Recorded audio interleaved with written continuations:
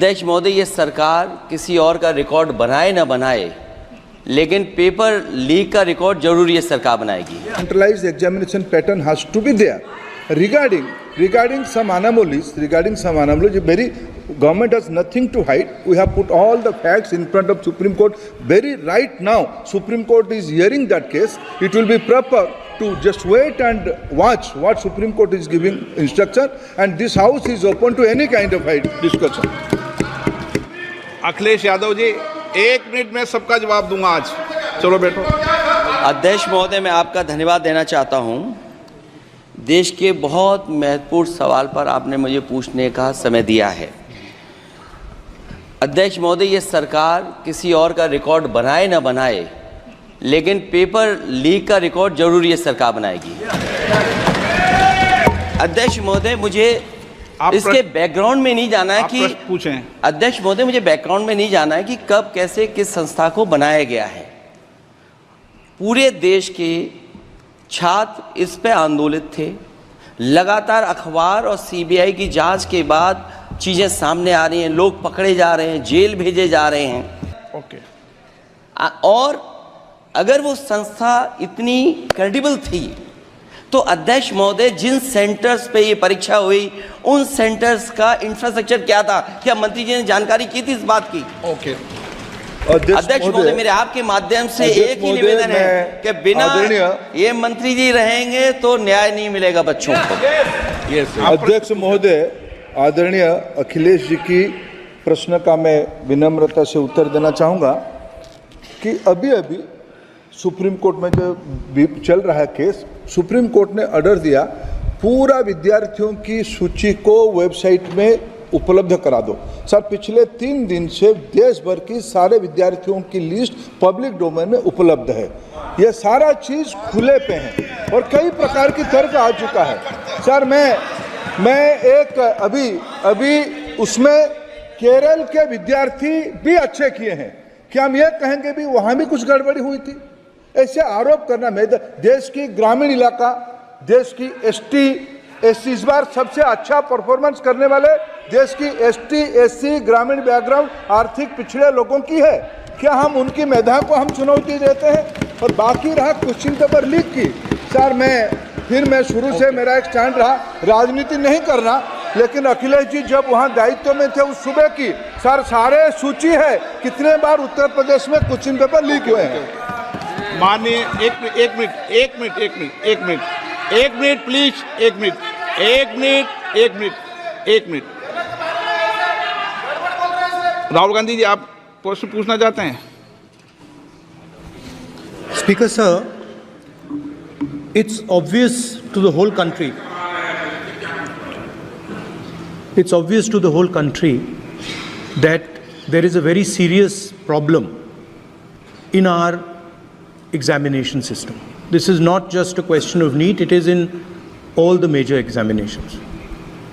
Now, the minister has blamed everybody except himself. Right? I don't even think he understands the fundamentals of what is going on here. आप प्रश्न क्या है आपका? आ रहा हूँ sir. ये मैं क्वेश्चन को सेटअप कर रहा हूँ। इसलिए प्रश्न पूछते हैं। ये the issue is that there are millions of students in this country who are extremely concerned at what is going on and who are convinced that the Indian examination system is a fraud.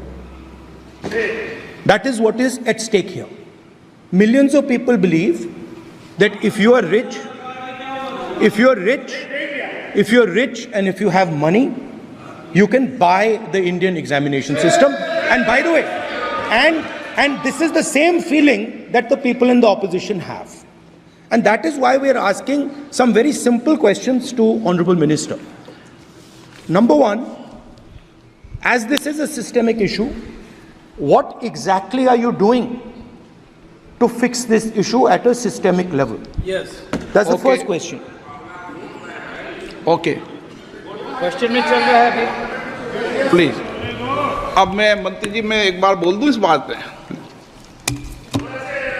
चलो मंत्री जी, आप short में जवाब दो, फिर मैं बोल ही देता हूं। आज आप शॉर्ट में जवाब देना। अध्यक्ष महोदय, मेरे जो शिक्षा है, मेरे जो संस्कार है, मेरे जो सामाजिक जीवन है, मेरे को मेरे राज्य की, मेरे सूबे की जनता की स्वीकृति मिली है। मैं किसी की, मेरे बौद्धिक और मेरे संस्कार की सर्टिफिकेट मेरे को सारी सदन में किसी से नहीं चाहिए।